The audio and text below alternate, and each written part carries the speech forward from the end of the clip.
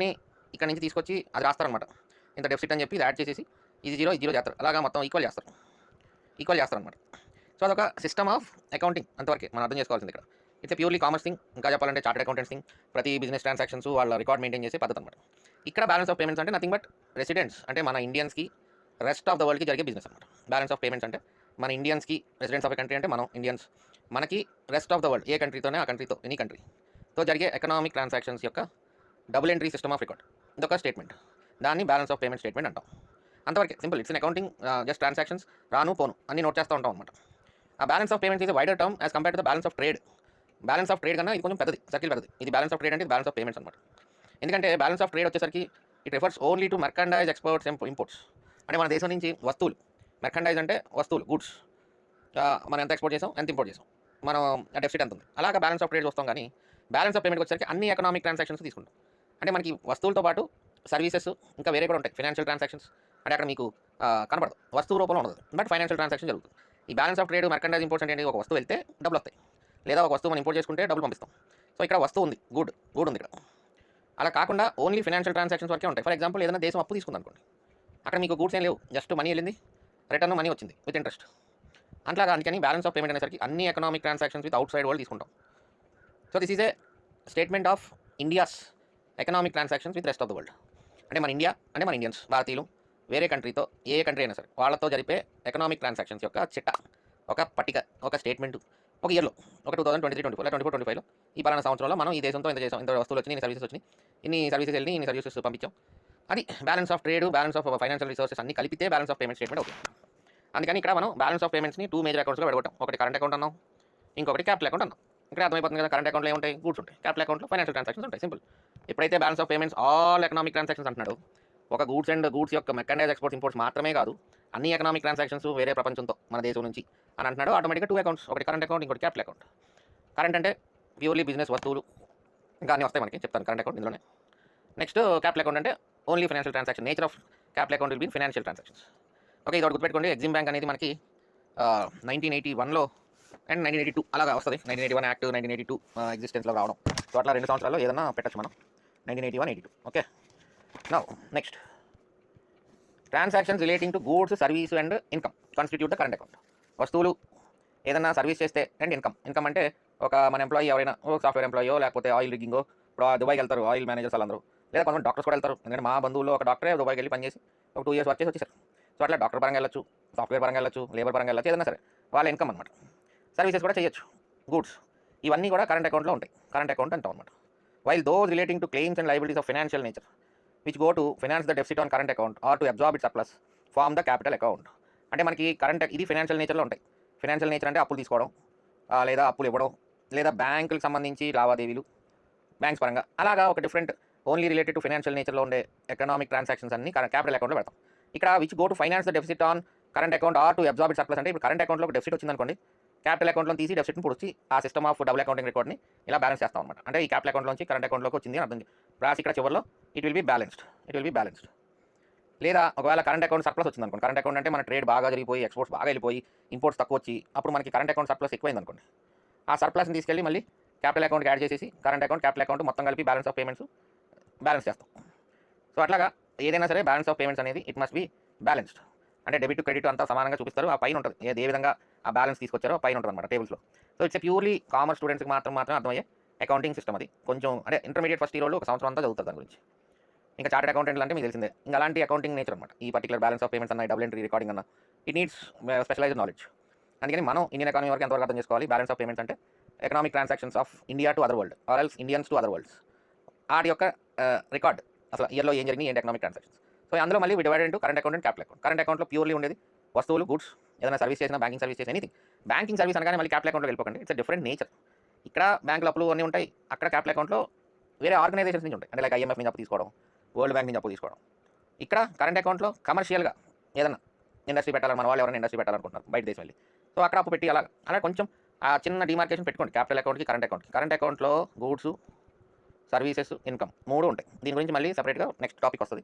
Capital account నుంచి కూడా సపరేట్గా చెప్తాం. మొత్తం కలిపితే బ్యాలెన్స్ ఆఫ్ పేమెంట్ అనమాట. ఆ కరెంట్ అకౌంట్ని డెఫిసిట్ కూర్చాలంటే క్యాపిటల్ అకౌంటే, కరెంట్ అకౌంట్లో సర్ప్లస్ వచ్చినా క్యాపిటల్ అకౌంట్కి వెళ్ళిపోతుంది. The sum of these current and capital account transactions together constitute the balance of payments. Together current capital account రెండు కలిపితే బ్యాలెన్స్ ఆఫ్ పేమెంట్స్ అన్నమాట. And theoretical it will finally rounded up and double entry accounting should be closed. అది ఈ double entry accounting అనే దాంట్లో it must be finally rounded up, అంటే రెండు debit credit లాగా సమానం చూపించాలి amounts. And it should be closed with the help of, దేంతో క్లోజ్ చేస్తారు, with the help of purchase and repurchase from the IMF essential as an international agency for countries balance of payment support. ఇప్పుడు మీకు ఇది ఒక పద్ధతి. ఆ current account deficit ఉన్న ఏదైనా బ్యాలెన్స్ ఆఫ్ పేమెంట్స్లో డెఫిసిట్ ఉంటే దట్ మస్ట్ బి క్లియర్ ఆ ఇయర్కి. అలాగే allocation of IMF special drawing rights అని ఉంటాయి ఐఎంఎఫ్వి. ఇవేంటంటే ఆన్ పేపర్ ఉంటాయి అనమాట. దీని వైట్ గోల్డ్ అని కూడా అంటారు. అంటే ఇది జస్ట్ పేపరే ఆయుధం, పేపరే డబ్బులాగా, పేపరే ఆ డ్రాయింగ్ రైట్స్. అంటే ప్రతి ఐఎంఎఫ్ మెంబర్ నేషన్కి వాళ్ళ యొక్క జీడిపి పరిధిలో కానీ వాళ్ళ యొక్క అమౌంట్స్ ఐఎంఎఫ్లో పెట్టిన దాని ప్రకారం కొన్ని స్పెషల్ డ్రాయింగ్ రైట్స్ ఇస్తారు. ఆ స్పెషల్ డ్రాయింగ్ రైట్స్ని ఇక్కడ డెఫిసిట్ ఉపయోగించుకోవడానికి ఇట్స్ పేపర్. ఇప్పుడు ఏదైనా ఒక దేశానికి మన కంట్రీ అప్పు ఉందనుకోండి, డెఫిసిట్లో ఉన్నాం, దెన్ మన దగ్గర డబ్బులు ఉంటే ఒకవేళ ఓన్ అసెట్స్ అండ్ రిజర్వ్స్ ఉంటే ఇచ్చేస్తాం. ఓన్ అసెట్స్ అండ్ రిజర్వ్స్ అంటే ఏంటి, ఫారెన్ క్యాపిటల్ అసెట్స్, డాలర్స్, అవన్నీ క్యాపిటల్ అకౌంట్లో ఉంటాయి అన్నమాట. అందులో తీసి ఇచ్చేస్తాం మన డబ్బులు, డాలర్స్ రూపంలో ఇచ్చేస్తాం. ఇవేం లేవనుకోండి అసెట్స్, అప్పుడు ఈ special drawing rights from IMF use చేస్తారు అనమాట. మళ్ళీ కొనుక్కుంటారు ఆ స్పెషల్ డ్రాయింగ్ రైట్స్, మళ్ళీ తీసుకుంటారు నెక్స్ట్ ఇయర్కి. అలాగా అర్థం చేసుకోండి. So this is balance of payments. Keep it simple, don't complicate your self. It is simple accounting. మనకి కాంప్లికేటెడ్ అకౌంటింగ్ జనరల్గా కామర్స్ చదివే వాళ్ళకి అదొక సింపుల్గా అదొక part and parcel of the subject. So మనకి ఏంటంటే ఇక్కడ క్యాపిటల్ అకౌంట్, కరెంట్ అకౌంట్ రెండు ఉంటాయి. సో ఇక్కడ balance of payment is defined as the value of exports minus value of imports కాదు, the difference between liabilities and assets of a firm కాదు, the difference between current expenditure and current revenue in the government budget కాదు, complete record of all economic transactions between the residents of a country and rest of the world. Residents of a country ఎందుకంటున్నాడు, ఎవరు export చేస్తారు, Indians export చేస్తాం. ఎవరు import చేసుకుంటారు, Indians import చేసుకుంటారు. Whether it is in organization form or individual form. ఇండివిజువల్గా కూడా బోల్డెన్ వస్తువులు ఇంపోర్ట్ చేసి మనకి లోకల్ మార్కెట్లో అమ్ముతూ ఉంటారు చాలామంది ట్రేడర్స్. అట్లాగే చాలామంది ట్రేడర్స్ ఎక్స్పోర్ట్ కూడా చేస్తూ ఉంటారు. ఆ ఎక్స్పోర్ట్ చేస్తున్నప్పుడే కదా మన పవన్ కళ్యాణ్ గారు వెళ్ళి షిప్ను పట్టుకున్నారు రైస్ని, ఇల్లీగల్ ఎక్స్పోర్ట్ అని చెప్పి. అంటే illegal export in the sense public distribution సిస్టంలో ఇవ్వాల్సిన రైస్ని కొంతమంది ఏం చేస్తారంటే అమ్మేస్తారు. అది వాడరు బియ్యాన్ని. ఆ బియ్యం వాడకుండా పబ్లిక్ డిస్ట్రిబ్యూషన్ సిస్టంలో తీసుకున్న వాళ్ళు డబ్బుల రూపంలో తీసుకుంటారు. అది ఇలాగ చాలా పెద్ద సిండికేట్ అండి. అది మొత్తం అందరి దగ్గర అలాగ డబ్బులు ఇచ్చేసి తక్కువ రేటు కలెక్ట్ చేస్తారు అనమాట. అది తక్కువ రేటుగా వస్తుంది rice. Import and can import as per the law of the country. So ఇక్కడ బ్యాలెన్స్ ఆఫ్ పేమెంట్స్ అంటే ఆ రికార్డ్ అనమాట. ఇప్పుడు ఎక్స్పోర్ట్ చేస్తున్నాడంటే it must be indicated to the customs department. తెలుస్తుంది కదా, ఇప్పుడు షిప్లోకి ఎక్కాలంటే కస్టమ్స్ సర్టిఫికేట్ ఉండాలి, లోపలికి రావాలంటే సర్టిఫికేట్ ఉండాలి. అందుకనే ఆ ప్రెస్ మీట్లో కూడా కమిషనర్గా కస్టమర్ ఏమన్నారంటే, మాకు ఆ గేట్ లోపలికి వచ్చిన సరుకు అంత కరెక్ట్గా పేపర్ వర్క్ అంత కరెక్ట్గా ఉందా లేదా, అది ఎవరు ఎక్స్పోర్ట్ చేస్తున్నారు ఏంటన్న మాత్రమే మేము చూస్తాం, ఆ ఎక్స్పోర్ట్కి సంబంధించిన డ్యూటీస్ ఏమైనా ఉన్నాయా లేవా అని చెప్పి ఆయన కేటగారికల్గా ఆయన డ్యూటీ వరకు ఆయన చెప్పేశారు కస్టమ్స్. సో అట్లా it's record. Balance of payment is complete record of all transactions between the residents of a country and the rest of the world. అంటే ఇన్కమింగ్ గూడ్స్ మనకు తెలుస్తాయి త్రూ కస్టమ్స్, అవుట్ గోయింగ్ తెలుస్తాయి. ఎప్పుడైతే incoming కస్టమ్స్కి తెలియకుండా వచ్చినాయో సరుకులు, that is nothing but smuggling. Smuggling అంటే ఏమీ లేదు, ఆ కస్టమ్స్ని కనుగొప్పి. ఇప్పుడు ఫర్ ఎగ్జాంపుల్ మనం ఎక్కువ చూసేది గోల్డ్ అనమాట. గోల్డ్ లోపలికి రావాలంటే కొంత అమౌంట్ గవర్నమెంట్ కట్టాలి. అది ఎగ్గొట్టడానికి వేరే మార్గాలు చూసుకుంటారు అనమాట. ఆ కస్టమ్స్ని దాటి సినిమాల్లో మనం చూస్తూ ఉంటాం కదా, ఆ బోట్లోనూ అక్కడ ఇక్కడ, లేకపోతే సినిమాల్లో ఎయిర్పోర్ట్లో షూల్లో పెట్టేసుకుని యూట్యూబ్లో చూస్తూ ఉంటాం, సూట్ కేసులో పెట్టేసుకుని తెచ్చుతూ ఉంటారు. సో అలాంటివి మనం చూస్తాం. సో అంతా స్మగ్లింగ్. ఇన్ జనరల్గా బ్యాలెన్స్ ఆఫ్ పేమెంట్స్ అంటే complete record of all economic transactions between the residents of a country and the rest of the world. Simple. Export and import of goods, services, income, other financial nature ఉన్నవన్నీ కూడా ఈ balance of పేమెంట్స్లో వస్తాయి అన్నమాట. The balance of payments is a systematic record of all import and export transactions of a country during the goods export from economic transactions between the country of one country to another. Economic transaction, any, all comes into this. Economic transaction between the government అన్నది కాదు, ఇక్కడ individuals. అందుకని మీరు ఇక్కడ first statement వెళ్ళాలన్నమాట. All import and economic transactions అన్నట్టు import and export. We have to go for the first statement in this question. ఎందుకంటే it's not a country to country కాదు, individuals of a country to another country. అలా government to government అనేది balance of పేమెంట్స్ని define చేయదు. Only individual transactions అంటే export and import. That is very crucial. ఇక్కడ import and export transactions అన్నాడు, goods అనలేదు కదా. అందుకని the first statement will be the right answer for this question. ఇలాంటి క్వశ్చన్ వచ్చినప్పుడు కొంచెం జాగ్రత్తగా ఒక నిమిషం ఆలోచించి పెట్టండి, ఎందుకంటే ఇట్స్ ట్రికీ క్వశ్చన్ లాగా అనమాట. ఎకనామిక్ ట్రాన్సాక్షన్ కింద ఇచ్చి గవర్నమెంట్ అన్నాడు, గవర్నమెంట్ అనేసరికి అర్థం మారిపోతుంది. ఇండివిజువల్స్ ఉండాలి, ఇండివిజువల్ అయినా ఉండాలి, ట్రాన్సాక్షన్ అనే పదం ఉండాలి. గూడ్స్ కాదు, transactions. Goods and all other financial transactions కూడా వస్తాయి. సో ఈ క్వశ్చన్లో మాత్రం answer will be A. Now let me explain current account in detail a little bit. Current account అనేసరికి the transactions relating to goods, services and income constituting the current account on the balance of payments are functionally classified into two broad categories. Current account అనేది purely transactions relating to goods, services and income. ఈ మూడు కలిపి ఉన్న ఈ మూడికి సంబంధించిన ట్రాన్సాక్షన్స్ని మనం current account అంటాం. అది బ్యాలెన్స్ ఆఫ్ పేమెంట్లో ఒక అకౌంట్. అది ఇవి ఈ కరెంట్ అకౌంట్ని కేటగిరికల్గా మనం టూ బ్రాడ్ కేటగిరీస్గా తీసుకుంటాం. ఒకటి మర్కండైజ్ అంటాం, ఇంకొకటి ఇన్విజిబుల్స్ అంటాం. ఇన్విజిబుల్స్. మర్కండైజ్ అనేసరికి సింపుల్గా వస్తువులు, imports and exports of goods మర్కండైజ్లోకి వచ్చేది. ఇన్విజిబుల్స్ దగ్గరికి వచ్చేసరికి ఇంకా అన్నీ వస్తాయి అన్నమాట. మనకు కనబడే వస్తువులు ఉండవు. ఆ కాస్ట్ ఆఫ్ సర్వీసెస్, ఎవరైనా వెళ్ళి ఇన్కమ్ వర్క్ చేసి తెచ్చిన ఇన్కమ్, అది లోపలికి వచ్చిన డబ్బు. ట్రాన్స్ఫర్ పేమెంట్స్ అన్నారు ఇక్కడ. ట్రాన్స్ఫర్ పేమెంట్స్ అంటే it's a broad word, it's a big word. మనం దీన్ని సొంతంగా మనం అర్థం చేసుకోవాలంటే ప్రైవేట్ రెమిటెన్సెస్ అని కూడా అర్థం చేసుకోవచ్చు. ట్రాన్స్ఫర్ పేమెంట్స్ అంటే ఏంటంటే ఎవరైనా బయట దేశంలో ఉండి మన దేశస్తులకి డబ్బులు పంపించడం. ఒక రకంగా ఇన్కమే. ఇప్పుడు దుబాయ్లో పనిచేస్తూ ఉంటాడు, కొంతమంది పర్మనెంట్గా పనిచేస్తూ ఉంటారు, అక్కడ డబ్బులు పంపిస్తూ ఉంటారు. కొంతమంది ఇన్కమ్ తీసుకుని వచ్చేస్తారు. అది రెండు రకాలుగా అర్థం చేసుకోండి. What ever individual sending money from abroad, ఈ రెండు కూడా ఇన్కమ్ అనేసరికి మళ్ళీ మీకు ఇండివిజువల్సే కాకుండా ఆర్గనైజేషన్స్ పరంగా కూడా ఎవరైనా సపోర్ట్ చేశారనుకోండి, బయట దేశానికి వెళ్ళి ఒక కాంట్రాక్టర్ ఒక ఫర్మ్ ప్రకారం వెళ్ళి ఒక ఇన్కమ్ అక్కడ కూడా అలా కూడా it's like an organization working in other country, వాళ్ళు తీసుకొచ్చే ఇన్కమ్ కూడా అనుకోవచ్చు. ట్రాన్స్ఫర్ పేమెంట్స్ అంటే payments and remittances without quid pro quo or without any repayment obligation. ఏంటంటే వితౌట్ ఎనీ రీపేమెంట్ ఆబ్లిగేషన్, మన దేశానికి డబ్బు వచ్చిన తర్వాత వన్స్ మళ్ళీ దాన్ని వెనక్కి పంపించాల్సిన అవసరం ఉండదు. వాటిని ట్రాన్స్ఫర్ పేమెంట్స్ అంటారు. మనల్ని ముఖ్యంగా ఈ పదాలతో అడుగుతారు క్వశ్చన్స్. ఇన్విజిబుల్స్లోకి ఏం వస్తాయి? Income, cost of services, transfer payments. అందులోనే మళ్ళీ ప్రైవేట్ రెమిటెన్సెస్ అన్న పదం కూడా వస్తుంది అనమాట. ప్రైవేట్ రెమిటెన్సెస్ అంటే simple, it comes under income of the individual sending to their family. ఇప్పుడు కేరళలో బోల్డ్ మంది రకరకాల దేశాల్లో ఉంటారు, తమిళనాడు రకరకాల దేశాల్లో ఉంటారు. ఎందుకంటే జనరల్గా ఒక జోక్ ఉంటుంది, భూమండలం మీదకి ఎవడో బిజినెస్ పెట్టడానికి వెళ్ళాడట. అక్కడికి తమిళనాడు కేరళ వచ్చి ఛాయ్ అమ్ముతూ ఉంటాడు. లిటరల్లీ మూడు మీదకి వెళ్ళాడట ఎవడో కొత్తగా ఫస్ట్ టైం అనుకుని. అక్కడ ఆల్రెడీ తమిళనాడు కేరళ ఛాయ్ అమ్మడానికి వస్తూ ఉంటాడు. అంటే తమిళియన్స్ అండ్ కేరళైట్స్, ముఖ్యంగా తమిళియన్స్ ఇంకా they spread all over the world, చాలా ఎక్కువ ప్లేసెస్లో ఉంటారనేది ఒక జోక్ ఉంటుంది.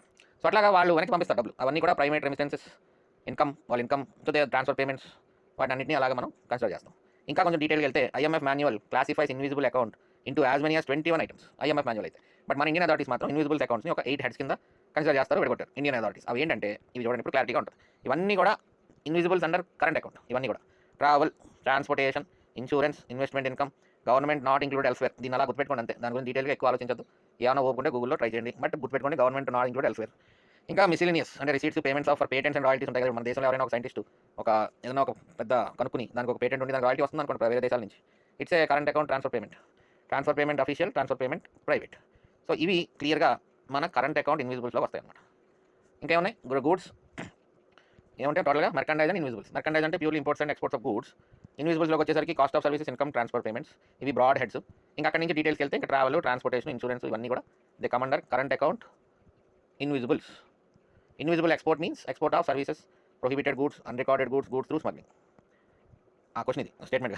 ఓకే, సో ఇన్విజిబుల్ ఎక్స్పోర్ట్ అంటే ఏంటని అడుగుతున్నాడు. ఇన్విజిబుల్ అంటే ప్రొహిబిటెడ్ గూడ్స్ని కాదు, అన్రికార్డ్ గూడ్స్ కాదు, గూడ్స్ త్రూ స్మగ్లింగ్ కాదు. ఇట్స్ సర్వీసెస్ని ఇన్విజిబుల్గా సర్వీసెస్ని ఎక్స్పోర్ట్ చేయడమే ఇన్విజిబుల్ పార్ట్. పైన ఉంది కదా సర్వీసెస్ అని, ఇక్కడ కాస్ట్ ఆఫ్ సర్వీసెస్. సో అట్లాగా కొంచెం ఈ కరెంట్ అకౌంట్ని జాగ్రత్తగా అర్థం చేసుకోండి. Next capital account. Capital account వచ్చేసరికి ప్యూర్లీ ఫైనాన్షియల్ నేచర్లో ఉంటుంది. Capital account in India classified into 3 main sectors. ఒకటి ప్రైవేట్ క్యాపిటల్, ఇంకోటి బ్యాంకింగ్ క్యాపిటల్, ఇంకోటి official capital. Private capital sub divided into. Private capital అనేసరికి long term, short term. Short term అంటే maturity of less than 1 year. Long term capital covers foreign investments, both foreign direct investment and portfolio investment. Foreign direct investment అనేది private capital, incoming డబ్బులు వస్తాయి. డబ్బులు అంటే dollars రూపంలో వస్తాయి లోపలికి. ఇక్కడ ఆడు పర్మనెంట్గా ఆ డబ్బుని ఇన్వెస్ట్ చేస్తాడు ఇండియాలో. ఏదో ఒక ఫ్యాక్టరీ కట్టడమో, లేదా ఒక ఆల్రెడీ ఎగ్జిస్టింగ్ ఉన్న ఇండస్ట్రీలో ఇన్వెస్ట్ చేయడమో షేర్స్ రూపంలో. Foreign direct investment. ఇంకా డబ్బు బయటకు వెళ్తుంది. ఇంకా ఈ తెచ్చిన డబ్బు బయటకు వెళ్తుంది. దీని మీద వచ్చిన ఇన్కమ్ వెళ్ళచ్చు. బట్ పోర్ట్ఫోలియో క్యాపిటల్ అలా కాదు. పోర్ట్ఫోలియో క్యాపిటల్ ఎలాగంటే ప్యూర్లీ జస్ట్ ఆ షేర్ ఫైనాన్షియల్గా ఉంటాయి డబ్బులు. వాళ్ళు ఒకవేళ ఎప్పుడు కావాలంటే అప్పుడు తీసుకోవచ్చు. ఆ షేర్ సంథింగ్ అలా ఉంటుంది అనమాట, షేర్ ట్రేడింగ్ లాగా. ఇదేంటంటే ఈ ఫారెన్ డైరెక్ట్ ఇన్వెస్ట్మెంట్ అంటే ఇండస్ట్రీ కట్టడానికి షేర్లు కొంటారు, అంటే డైరెక్ట్గా వాడు ఇండస్ట్రీలో ఓనర్. ఫారెన్ డైరెక్ట్ ఇన్వెస్ట్మెంట్ వచ్చేసరికి సో అలాగా ఫారెన్ డైరెక్ట్ ఇన్వెస్ట్మెంట్ వచ్చేసరికి it is fixed in India. Foreign పోర్ట్ఫోలియోకి వచ్చేసరికి మాత్రం సంథింగ్ లైక్ షేర్స్ అలా వెళ్ళిపోతారు. ఆ తర్వాత బ్యాంకింగ్ క్యాపిటల్ వచ్చేసరికి essentially covers movements in the external financial assets and liabilities of commercial and cooperative banks authorised to deal in foreign exchange. ఇంకా banking capital అంటే ప్యూర్గా డబ్బు అటు ఇటు వెళ్ళడం, ఏదైనా anything essentially covers movements in the external financial assets అనమాట and liabilities. So అట్లాగా మనం క్యాపిటల్ అకౌంట్ని బ్రాడ్ హెడ్స్లో గుర్తుపెట్టుకుంటాం. ఇంకా మిగిలింది అఫీషియల్ క్యాపిటల్ అంటే purely RBI holdings of foreign currency assets and monetary gold. Foreign currency assets గురించి నేను నెక్స్ట్ వీడియో చేస్తాను. సో ఇక్కడ ఇంకా అఫీషియల్ అనమాట. ఇక ఎస్డిఆర్స్ కూడా స్పెషల్ డ్రాయింగ్ రైట్స్ అనేవి ఐఎంఎఫ్ ఉంటాయి, అవి కూడా held by the government. These are all classified into loans, amortisation, miscellaneous receipts and payments. So ఈ విధంగా మనకి క్యాపిటల్ అకౌంట్ వచ్చేసరికి ప్యూర్లీ ఫైనాన్షియల్ నేచర్లో ఉంటుంది. అందుకని వీటిని ప్రైవేట్ క్యాపిటల్ అన్నారు, బ్యాంకింగ్ క్యాపిటల్ అన్నారు, అఫీషియల్ క్యాపిటల్ అన్నారు. Since balance of payments accounts are prepared on double entry system of accounting, some of all debits చెప్పాను కదా ఇందాక, డబుల్ ఎంట్రీ సిస్టంలో sum of all debits equal to sum of all credits అయిపోవాలన్నమాట. And accounts are always in balance. అలాగని చెప్పి this does not mean that country cannot face balance of payments difficulties. అలా కాదు. అక్కడ ఒకవేళ కంట్రీ డెఫిసిట్ ఫేస్ చేస్తే current అకౌంట్లో it is met by liquidation of its assets or through borrowing abroad. ఇప్పుడు ఒక ఇంపోర్ట్కి వచ్చిన డబ్బులు, ఇంపోర్ట్ ఎక్స్పోర్ట్స్ మనం తక్కువ ఉన్నాయి, ఇంపోర్ట్స్ ఎక్కువ ఉన్నాయి, డబ్బు ఇవ్వాలి కదా గవర్నమెంట్ వేరే వాళ్ళకి, మనం ఎవరైనా సరే. అప్పుడు ఏం చేస్తారు? ఆస్తులు అమ్మేసి ఇస్తారు, లేదా అప్పు తెచ్చిస్తారు బయట నుంచి. ఏదైనా సరే వెళ్ళాల్సిందే, ఆ అకౌంట్ అలా క్లోజ్ అవ్వాల్సిందే, బ్యాలెన్స్ అవ్వాల్సిందే. సో అది ఏ విధంగా డెఫిసిట్ పూర్తి చేయాలన్నది ఇక్కడ కరెంట్ అకౌంట్ డెఫిసిట్ అంటాం. కరెంట్ అకౌంట్ డెఫిసిట్ని ఏ విధంగా పూర్తి చేయం? ఒకటి liquidation of its assets or through borrowing abroad. How it is indeed facing balance of payment difficulty. So ఆ విధంగా ఈ క్యాపిటల్ అకౌంట్, కరెంట్ అకౌంట్ అంతా కలిపి బ్యాలెన్స్ ఆఫ్ పేమెంట్స్ అంటారు. అందులో ఈ మెయిన్ హెడ్స్ బాగా గుర్తుపెట్టుకోండి, ఎందుకంటే మనం ఎక్కువ అడిగేది హెడ్స్లో అడుగుతారు క్వశ్చన్స్. ఇంకా మన బ్యాలెన్స్ ఆఫ్ పేమెంట్స్ చరిత్ర ఏంటంటే బిమల్ జలాన్ అనే ఆయన 3 పీరియడ్స్గా విడగొట్టారు మనకి.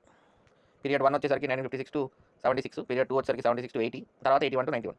ఈ పీరియడ్ 1 and 3లో ఈ బ్యాలెన్స్ ఆఫ్ పేమెంట్స్ ప్రాబ్లమ్ పర్సిస్టెంట్గా ఉందన్నమాట. పీరియడ్ 2లో కొంచెం ఇంప్రూవ్ అయింది. ఈయన ఏమంటారంటే ఎలాగ used the following 2 criteria as rough measure of balance of payments problem in particular. అంటే ఎలాగ బ్యాలెన్స్ ఆఫ్ పేమెంట్స్ ప్రాబ్లమ్ ఉందా లేదా అని ఎలా చూస్తారని ఒక జలాన్ గారు ఈజ్ ఎకనామిస్ట్ ఒక 2 కేటగారికల్గా 2 రఫ్ మెజర్స్ ఇచ్చారు. ఒకటి, if the current account deficit was more than 1% of GDP it's a problem. అలాగే foreign exchange reserves were less than necessary to cover 3 months imports. ఇక్కడే మనకి 1991 బ్యాలెన్స్ ఆఫ్ పేమెంట్ క్రైసిస్ వచ్చిందన్నమాట. అంటే మన దగ్గర ఉన్న foreign exchange reserves only 10 day import కవర్కే సరిపోయిన పరిస్థితికి వచ్చేసాం. 10 days ఇంపోర్ట్. అందుకనే మనకి 1991లో balance of payment problem crisis peak వెళ్ళింది. అంటే నేను అర్థం ఇక్కడ మినిమం 3 months ఉంటే దట్ కంట్రీ సేఫ్. 3 months అని ఇంపోర్ట్ కవర్ కన్నా తక్కువ ఉందన్నమాట. అంటే ఇంపోర్ట్ కవర్ అంటే ఏంటి, అమౌంట్లు మన దగ్గర ఏదన్నా మన సపోజ్ మన దేశం ఏం నడవట్లేదు అనుకోండి, ఏదో ప్రాబ్లం వల్ల 3 నెలలు మనం ఇంపోర్ట్ చేసుకుని బతకే పొజిషన్లో ఉండాలన్నమాట. ఇంపోర్ట్స్ చేసుకుని అన్ని. సో అది ఇంపోర్ట్ కవర్ అంటే 3 months ఇంపోర్ట్ కవర్ కన్నా తగ్గిందో our country is having balance of payment problem. During period 2 current account deficit was less than 1% and reserves were sufficient to cover more than 3 months imports. As against this, deficit was more than 1% of GDP in periods 1 and 2. 1 and 3. Period 3 మాత్రం 1980 to 81 was marked by severe balance of payment difficulty. Severe. 1991కి peak reach అయిపోయింది. దాంతో మనం ఇంకా economic reforms అన్నీ చేయాల్సి వచ్చిందన్నమాట. Capital account financing the deficit.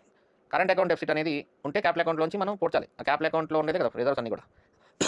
అది కూడా లేకపోతే అప్పుడు మనకి ప్రాబ్లం వస్తుంది, balance of payment crisis. So current account డెఫిసిట్ని మన దగ్గర ఉన్న క్యాపిటల్ అకౌంట్తో మనం డెఫిసిట్ని పూడుస్తాం. ఇప్పుడు క్యాపిటల్ అకౌంట్లో ఉండేవి ఫైనాన్షియల్ రిజర్వ్స్ అవన్నీ ఆర్బీఐ ఉంటాయి కాబట్టి అది బ్యాలెన్స్ అవుతూ ఉంటుంది. ఎప్పుడైతే ఈ క్యాపిటల్ అకౌంట్లో ఉన్న రిజర్వ్స్ తగ్గిపోయినాయో కరెంట్ అకౌంట్ డెఫిసిట్ తీర్చడానికి డబ్బులు ఉండవు. Then the balance of payment crisis starts. ఈ 1991 ద కరెంట్ అకౌంట్ డెఫిసిట్ అనేది 17,369 కోట్లకి వెళ్ళిపోయిందన్నమాట. 1984-85 నుంచి the large current account deficit has to be financed through substantial inflows of capital. అది వస్తూ ఉంటాయి డబ్బులు. ఆ డబ్బులన్నీ ఆర్బీఐ దగ్గర ఉంటాయి by way of commercial borrowings and deposits by NRIs, non resident Indians. వీళ్ళు 84-85 నుంచి ఈ కరెంట్ అకౌంట్ డెఫిసిట్ అనేది ఈ కమర్షియల్ బారోయింగ్స్తో ఎన్ఆర్ఐ డిపాజిట్స్తో పోర్చడం జరిగింది అప్పటి వరకు. The country also had to seek substantial assistance from IMF దగ్గర నుంచి కూడా మనం గోల్డ్ లిఫ్ట్ చేసి డబ్బులు తెచ్చుకున్నాం. అవన్నిటితో బ్యాలెన్స్ ఆఫ్ పేమెంట్స్ని 1991 దగ్గర కొంచెం ఫేస్ చేసాం కాబట్టి ఇవన్నీ చేసి మొత్తానికి బయటపడ్డాం. అక్కడ నుంచి ఇంకా సిచ్యువేషన్ మారింది. ఆల్రెడీ మనం 1991 రిఫార్మ్స్ చూసాం. Then balance of payment situation improved considerable in 1993-94 with exports including. ఎప్పుడైతే ఆ లైసెన్స్లని తగ్గించి కమర్షియల్ బ్యాంకింగ్ యొక్క రేట్లను తగ్గించారో then it started. The current account deficit in this year was అంటే 1993-94లో ఎంత ఉంది, it was just 0.4% of GDP. So తగ్గించగలిగాం అనమాట. అలాగే క్యాపిటల్ అకౌంట్లో సర్ప్లస్ ఉంది, ఎంత ఉందన్నమాట. There was reserve accumulation as much as 8.7 billion. ఇప్పుడు మనం ఆ రిజర్వ్ క్యాపిటల్ అకౌంట్లో ఉన్న రిజర్వ్ అక్యూములేషన్ జరుగుతూ ఉంటే we are comfortable with import cover of foreign exchange reserves rose to 8.5 months in 1993-94. So 1991 reforms తీసుకోవడం వల్ల ఇవన్నీ జరిగినాయి. 1993-94కే we got import cover of foreign exchange reserves rose to 8.5 months. All these facts show that there was a marked turnaround in the balance of payment situation in 1994. ఆ విధంగా 1991 reforms అనేవి మన్మోహన్ సింగ్ గారి ఆధ్వర్యంలో గట్టిగా జరిగి దేశం బయటపడింది. Great person. The current account surplus కూడా వచ్చిందన్నమాట. 3 కన్సిక్యూటివ్ ఇయర్స్లో కరెంట్ అకౌంట్ సర్ప్లస్ కూడా వచ్చింది మనకి. 2001 to 2004 3 years కన్సిక్యూటివ్గా. 2001 నుంచి 2001 April 1st నుంచి 2004 31st వరకు. So that is the situation. Balance of payments situation since 1991 has been quite satisfactory. There has been substantial reserve accumulation over the period 1994 నుంచి till date వరకు కూడా మనకి రిజర్వ్ అక్యూములేషన్ ఫుల్గా ఉన్నాయి. $600 billion ఎంత ఉన్నాయి మనకి. So we're comfortable. ఇక్కడ which of the following best describes the term import cover అన్నాడు. అదేంటంటే ఏంటది, it is the number of months of imports that could be paid by countries international reserves.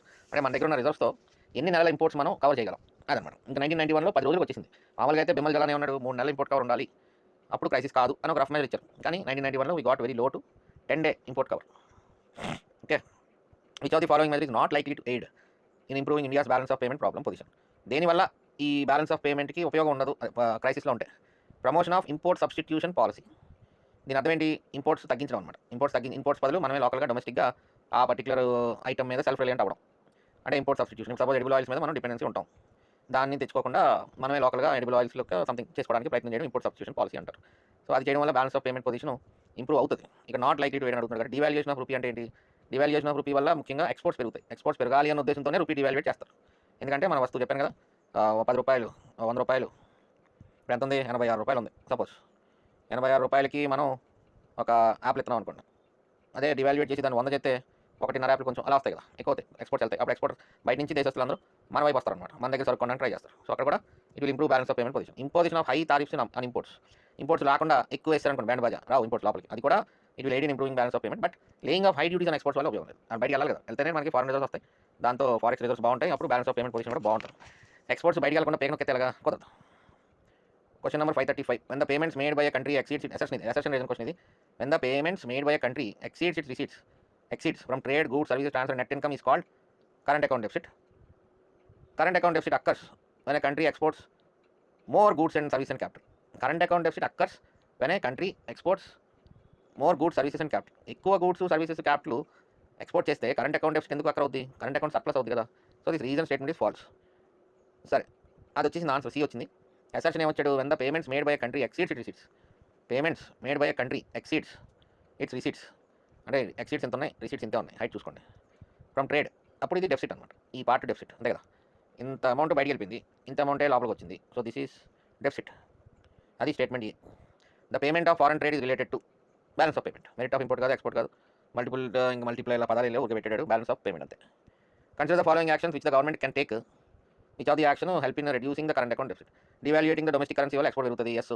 Reduction in the export subsidy. Reduction in the export subsidy. Export subsidy తగ్గిస్తే export తగ్గిపోతాయి. Adopting suitable policies which attract greater FDI and more funds from FIs. 1 and 3. 2 అయితే కాదు. Export subsidy తగ్గిస్తే exports encourage చేసినట్టు కాదు. Exports encourage చేసేటట్టు ఉండాలి. Subsidy ఇవ్వడం కానీ, ఏదన్నా నువ్వు పంపించరా బాబు నీ వస్తువులు, నేను మీకు ఫండ్ చేస్తాం అని చెప్పాలన్నమాట పక్క నుంచి. So this is the balance of payments. ఇంకో 2-3 వీడియోలు ఉన్నాయి, ఇందులో చేద్దాం.